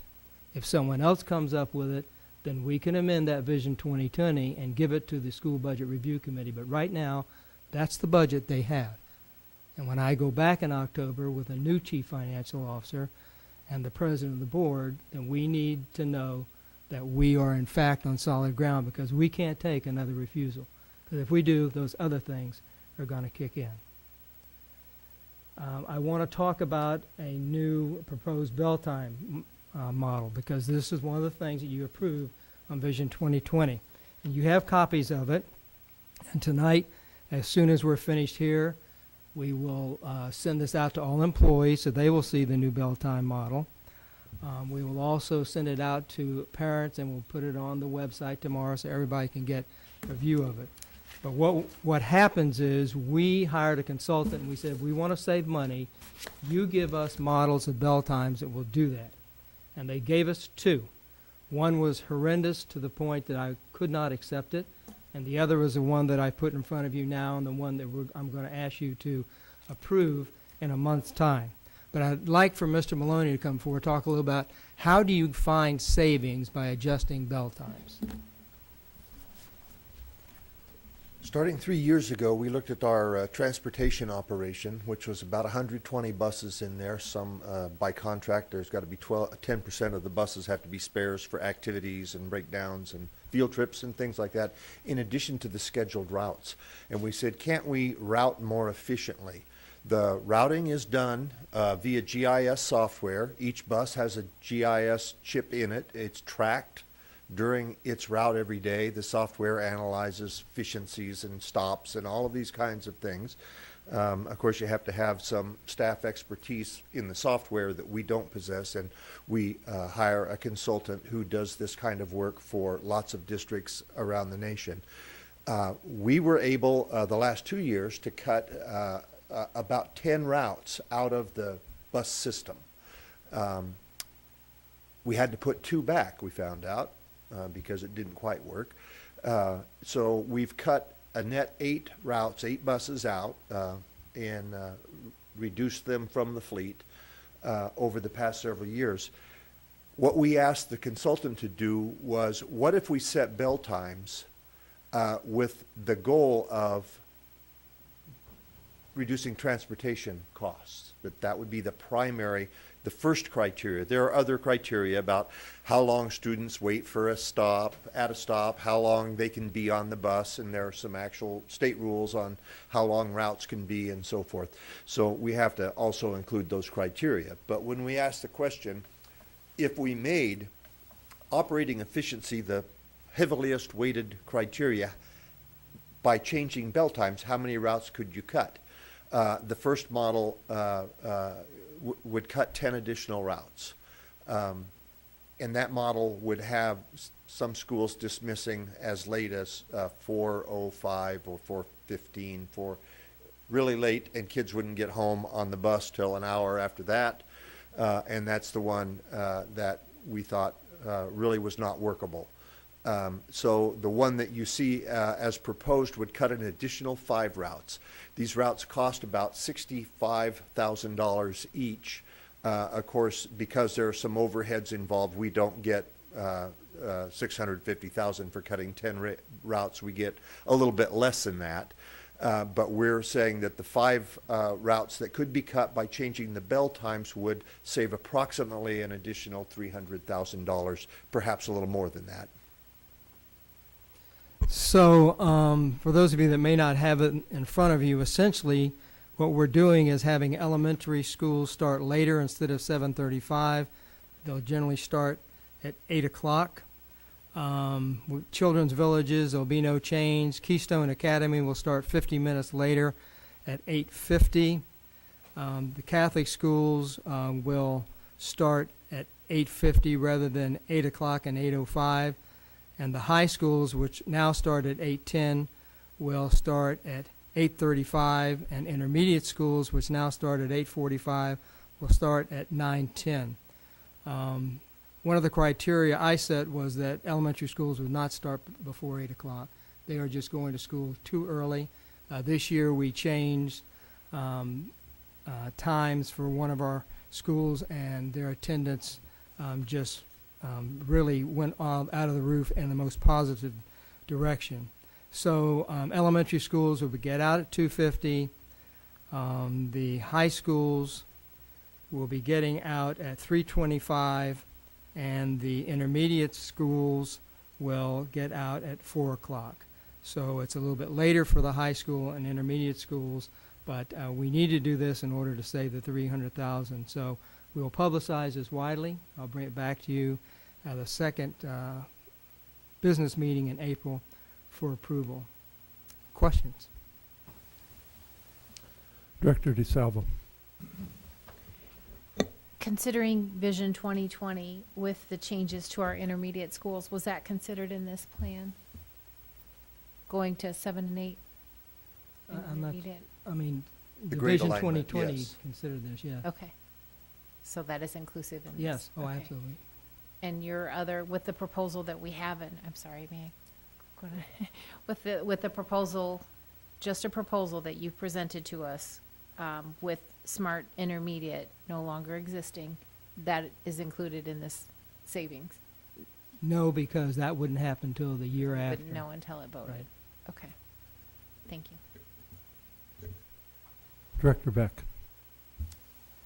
So you said that the schools, one of the initial proposals, the one you rejected, was students would be getting home at like 5 o'clock.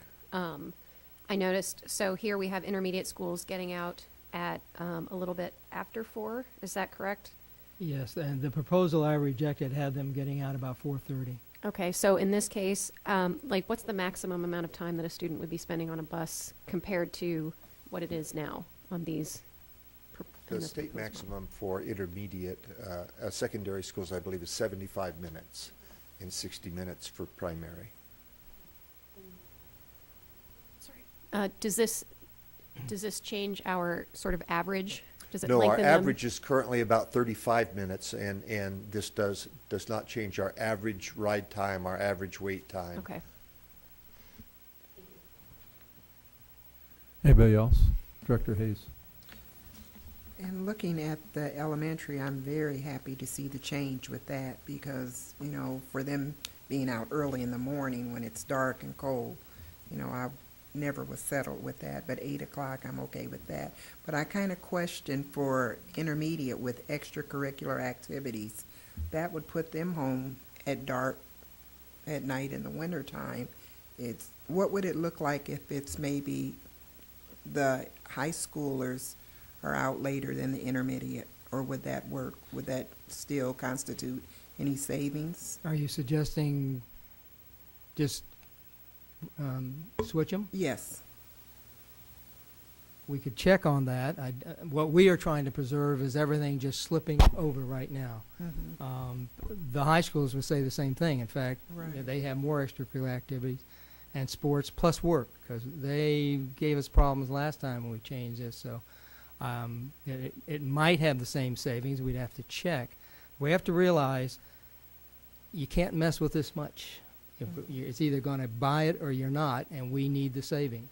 And I guess my main concern is safety for the younger individuals. Understand, yeah.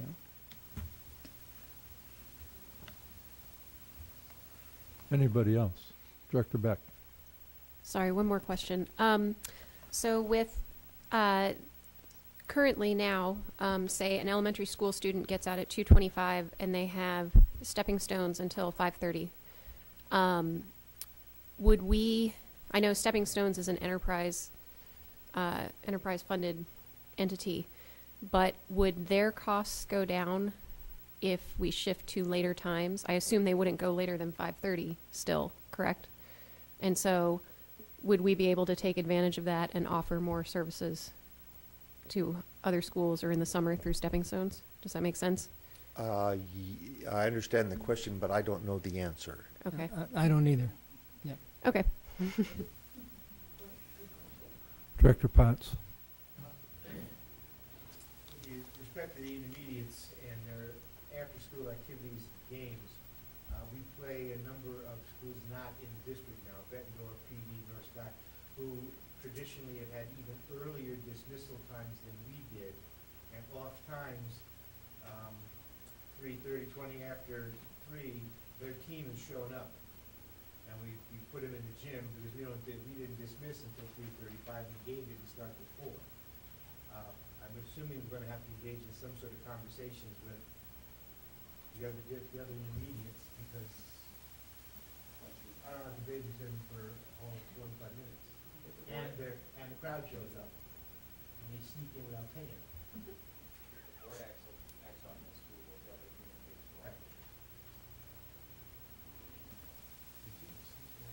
Anybody else? Madison, do you want to weigh in on this?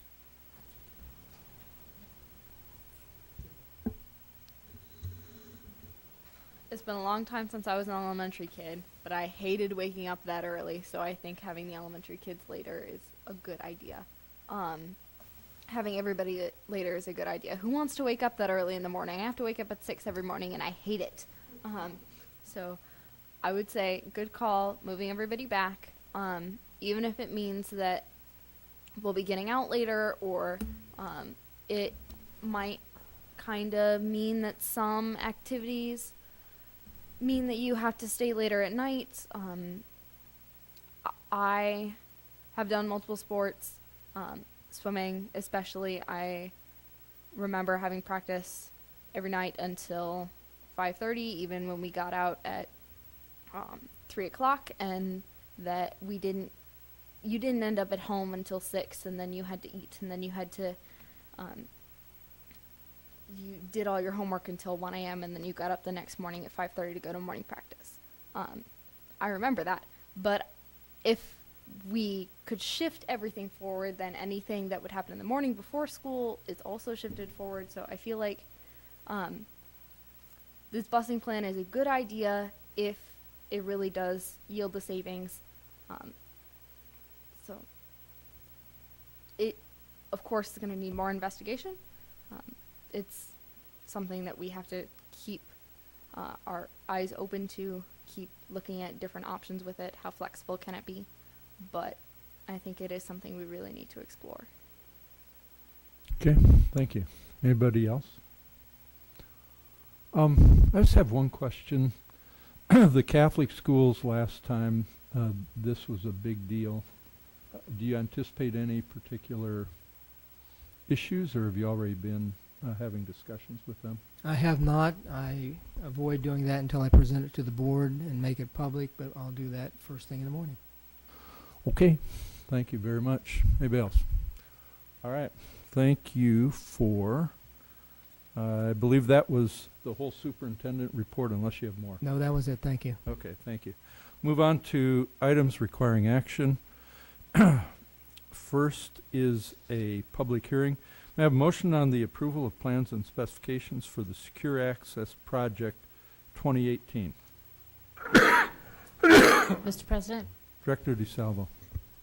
I move that the board approve the administration's recommendation to approve the plans and specifications for Secure Access Project 2018.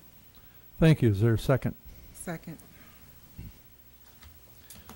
We will now hold a public hearing on the approval of plans and specifications for Secure Access Project as published in the Quad City Times on Wednesday, March 14th, 2018. Anyone wishing to speak on this item, please step forward to the microphone, state your name and address for the record.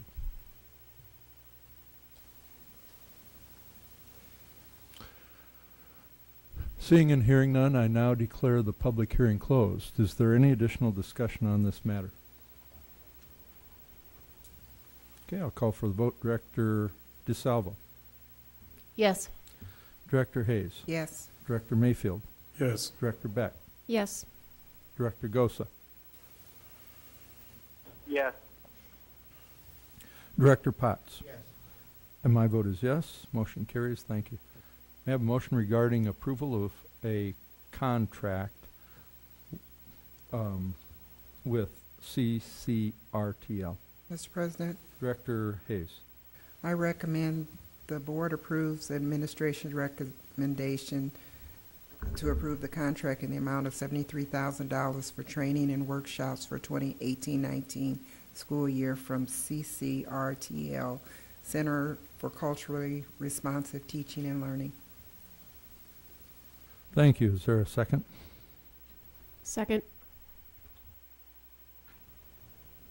Is there any discussion? Director Potts. I looked at their website, and it looks like they work with teachers in changing how they run their classrooms and interact with students. And the question I would have is, are the guidelines or the blueprints or the parameters or the ideas that they are, because there's 3 bullets on their website, 3 strands that they operate on. Are they going to, does this reinforce and support the positive behavior stuff and the Boys Town model that we're using?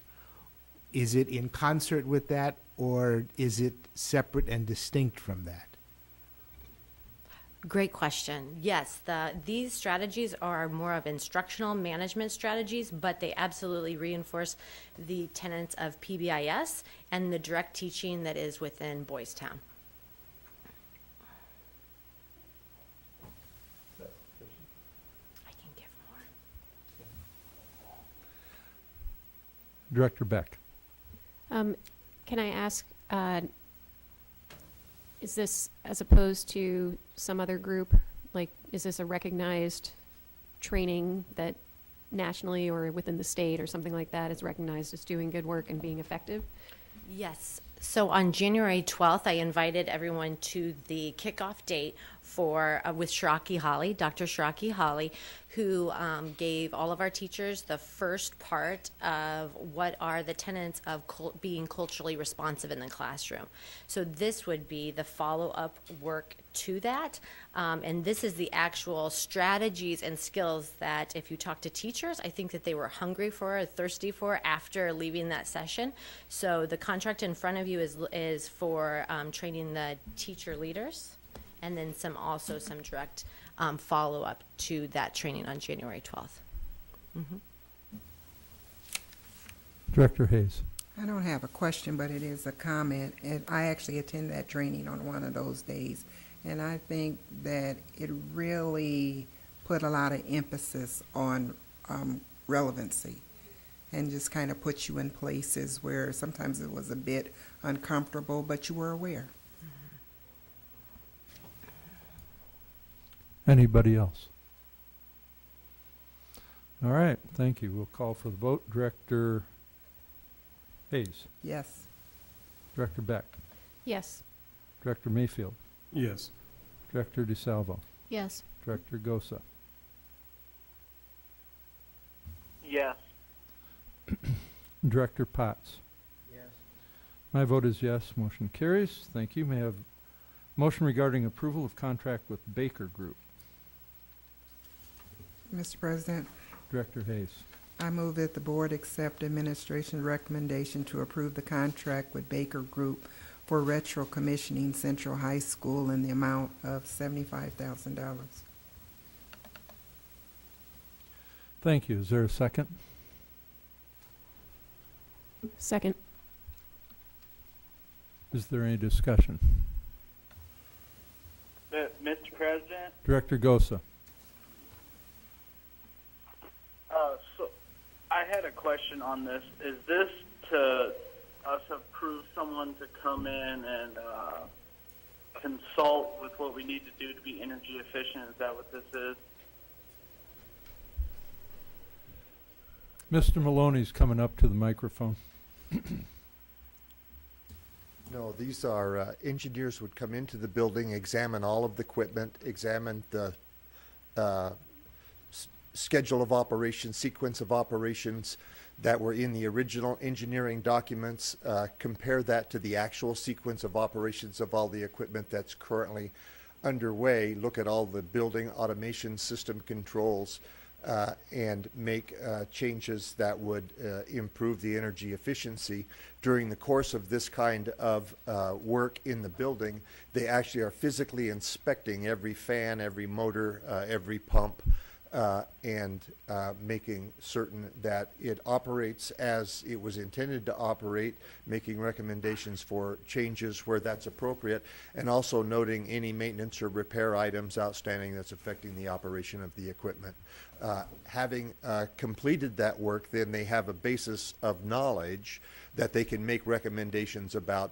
You should install a variable speed drive on this motor, or you should reduce the hours of operation of that motor, or this pump could run at a lower speed, that sort of thing. Okay. My question is, we have an energy efficiency person that we employ, correct? Is that just not in their scope of work to do that stuff?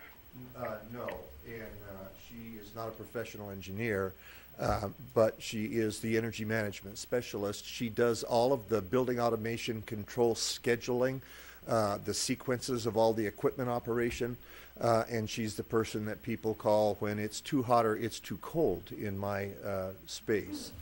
In addition to that, she does work with the procurement of electricity and gas and things like that. Okay, thanks. Any additional discussion? Director DeSalvo. Is this the same company we've previously used? Baker Group is not the same company we have previously used. They are a well-known, well-established company with a large local office. Is there a reason why we aren't using the same people we used to use? On professional services, we usually try to use a variety of qualified providers. And in this particular case, there was no one who had previously worked in that building with this kind of work, and so we selected Baker. Okay. I was just looking for consistency. I know we've done this at West High School, and I just wondered if there was any consistency in there. Well, the work is done according to an ANSI standard, so there's a pretty strict engineering protocol that guides how this work is conducted. And so each of the engineering firms does the work according to the very same standard. Okay. And can you comment on the rebates that we'll get after this retro commissioning is completed? This particular one, I believe it was a little less than half of the cost we get rebated directly from Mid-American. And the initial assessment of annual savings was over $7,000, but they will discover more things as they actually do the work than the preliminary assessment that Clear Results did under the Mid-American Incentive Program. So this was one of Clear Results' recommendations from their initial assessment of the building. Okay. Thank you. Anybody else? Superintendent Tate. I just wanted to point out that the cost of doing this comes from the PEPAL, and we get the benefit into the general fund. Anybody else? I got to go back to Clear Results. I thought Clear Results was somehow like authorized by Mid-American, and that, and I'm a little concerned, do we enjoy the same benefit that we would, you indicated that we will get some rebate, but would the rebate be, for instance, more if we used Clear Results working in concert with Mid-American as opposed to using this group? Clear Results is an engineering firm, they're nationwide, that is a contractor of Mid-Americans, and they are the implementors of the initial phase of Mid-American's incentive and rebate program, the commercial program. So Clear Result does an initial assessment of the building. They create a report and say there are 5 or 15 energy efficiency measures, or EEMs, that we recommend you should do that are all eligible. They will reduce your energy consumption and are eligible for Mid-American rebates or incentives. And there are standard incentives, there are custom incentives, there's a whole, it's a program with some level of bureaucracy to run it. So the retro-commissioning of Central High School is one of the energy efficiency measures recommended in Clear Results' initial assessment. Now I understand that, but then if Baker Group is going to go in and they're kind of taking the project on at this point, even though Clear Results did the original assessment, at least in concert with, if not on behalf of, Mid-American, right? And so I'm still curious whether would we have more rebate if we were using Clear Results instead of Baker? No, the rebate would be precisely the same. The incentives would be precisely the same regardless of who conducted the work. Okay, so whatever we do, if we, I don't know if we have to put in a certain model of a variable frequency drive or whatever to receive the benefit, but whatever it is, even if it's to the point of putting in a specific brand, everything will be done the same as if Clear Results was doing it. Yes. Okay. And the things like the variable frequency drives, it's X dollars per horsepower. I mean, it's formulaic. So it doesn't change regardless of who does the work. Unless you had two different calculations. If one person calculates I needed 10 horse and the other says I need 20, then that would be different, right? Yes, but I trust both are applying the same standards and should get the same results. I mean, okay. Well, I'll accept your representation. Any other discussion on this? Okay, if not, we'll go ahead and call for the vote.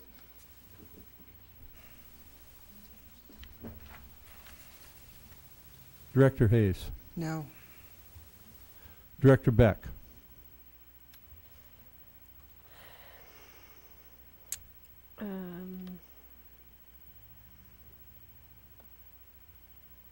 No. Director Mayfield. No. Director DeSalvo. Yes. Director Gosa. No. Director Potts. Yes. And my vote is yes.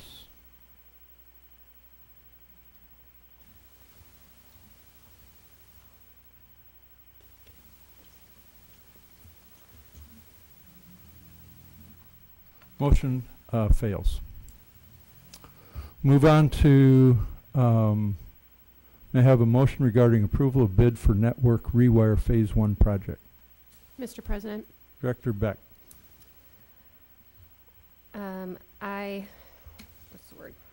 I move that the board accept the bid, award the bid for network rewiring from Tri-City Electric Davenport.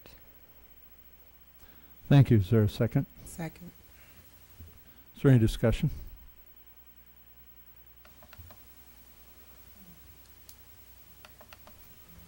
Excuse me a minute. What's that? Sorry, I forgot to say the amount. I apologize.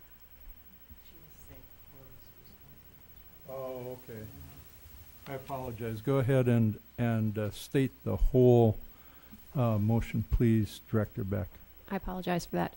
I move that the board accept the recommendation to approve the lowest responsible and responsive bid from Tri-City Electric in the amount of $681,681 for the Network Rewire 2018 Phase 1 project. Okay, thank you. And Director Hayes, do you accept that? I accept the amendment. Okay, thank you. So now the motion's on the board. Is there any discussion? Director Beck. That is a pretty significant difference between the two bids there. And as usual, I'm concerned about change orders and things like that when the work is being done. Yes, I can tell you that our initial bid expectations of $620,000 were under what we experienced as far as increases in costs of some of the componentry that were associated with it. So we kind of missed our mark a little bit on that one. It just seems that the communication innovators, they're also significantly over that. Can you?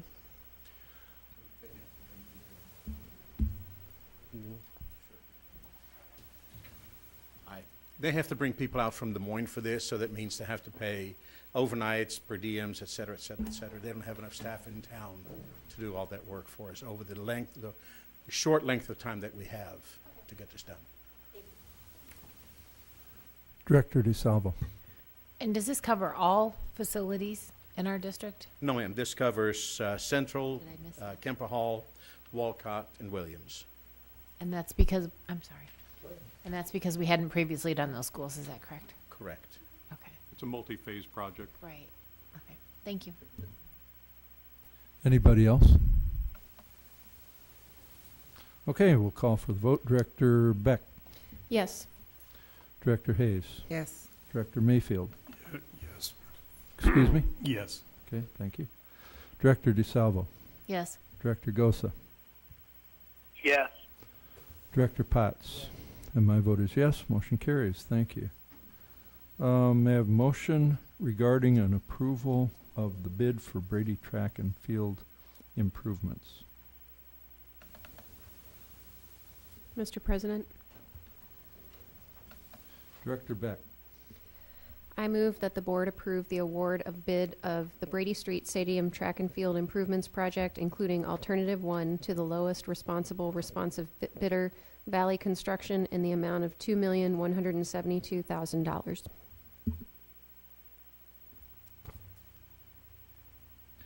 Thank you. Is there a second?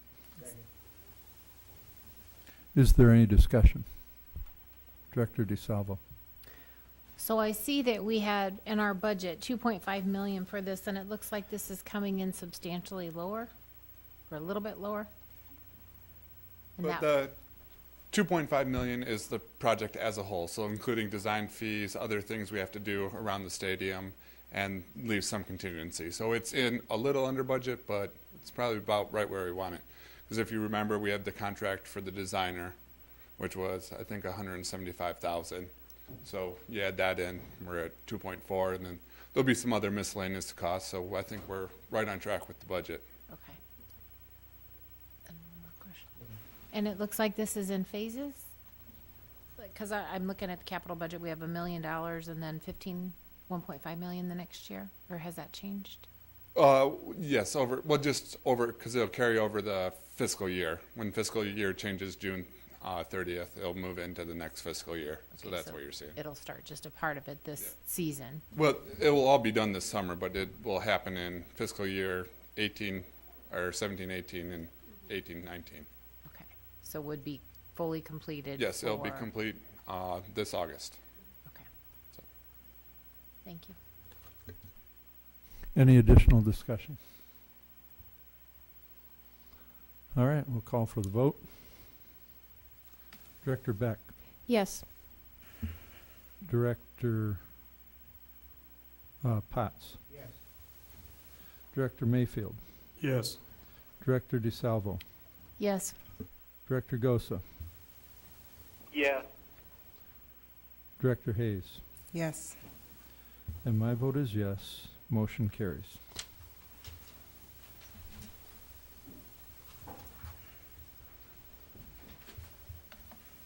My goodness.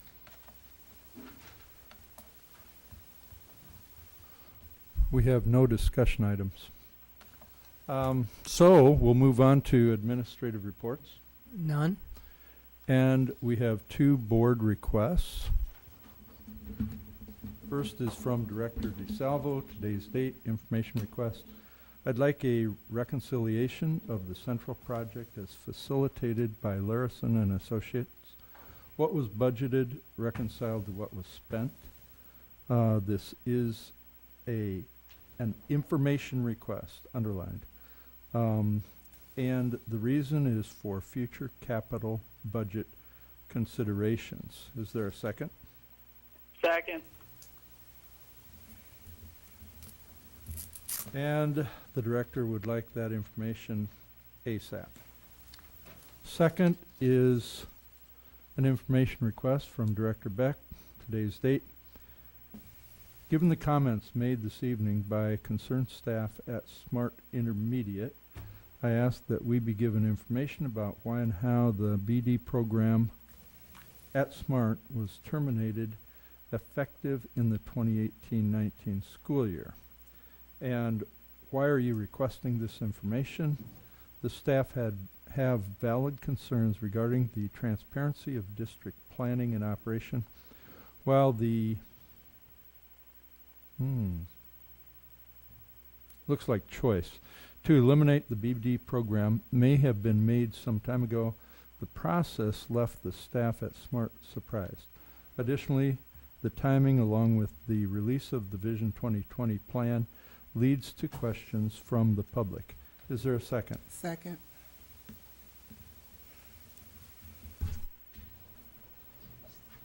All right. Whenever, huh? As soon as feasible. Okay, very good. Thank you. That's it. I would entertain a motion to adjourn. Is there a second? Second. All those in favor say aye. Aye. This meeting is adjourned.